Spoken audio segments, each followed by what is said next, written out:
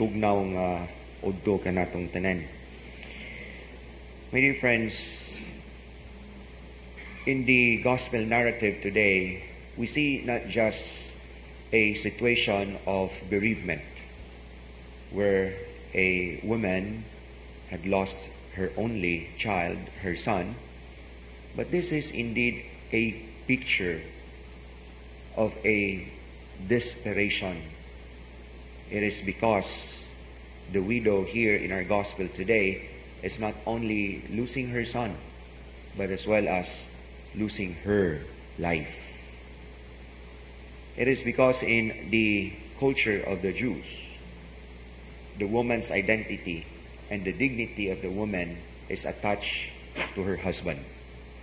And if the husband is gone, if the couple has a son, then the identity of the mother goes to the son. And if the son is gone, that dignity is lost. That very person of this widow is lost.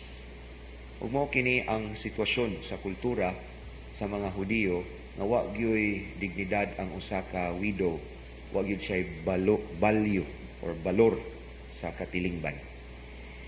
And therefore, this is indeed a very desperate situation. Not only a person who's suffering of a bereavement due to a loss of a loved one, but as well as losing her very self, losing her dignity, losing her value from the death of her only son. And therefore, this kind of situation, if somehow very hopeless, and yet, in the midst of hopelessness, Jesus restores the hope of this widow. Jesus restores the life of this widow. Nga dili lang iyahang gipabangon o gibuhi ang iyang anak, but as well as gibuhi niya pagbalik kining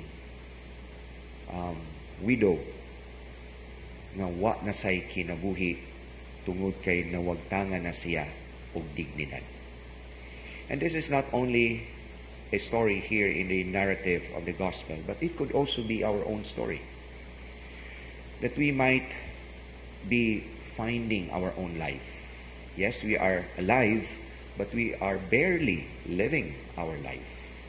Maybe because we lose hope, we lose the drive of living, we lose the purpose and meaning with so many difficult circumstances that we have been into, then we are lost. We are wasted.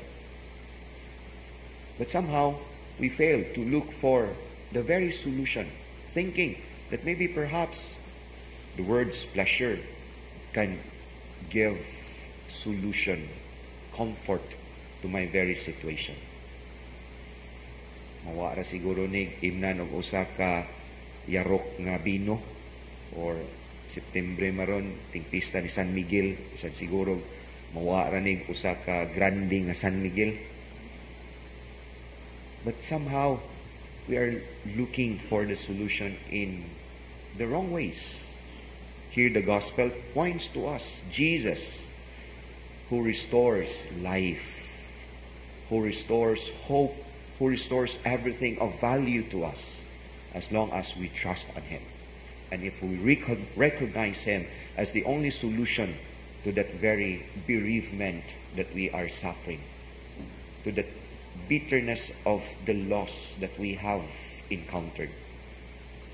Muadto ta ni Kristo. Ug sama sa gibuhat ni Kristo, after raising the dead son, iya pag yung gidunol ang anak balik ngadto sa inahan. And this is a very symbolic way of telling the mother, here is your life after all. I restored it, and because I am the source of life. Umawasad unta kini ato ang dadon kanunay sa ato ang kinabuhi. When we are at lost in life, finding life's meaning and purpose, we only have to look for Jesus. We ask Jesus to touch us, just as He touched the coffin of the dead son and raised the son to life. that by the touch of our Lord, we find our true life, our true purpose, and meaning in life. Amen.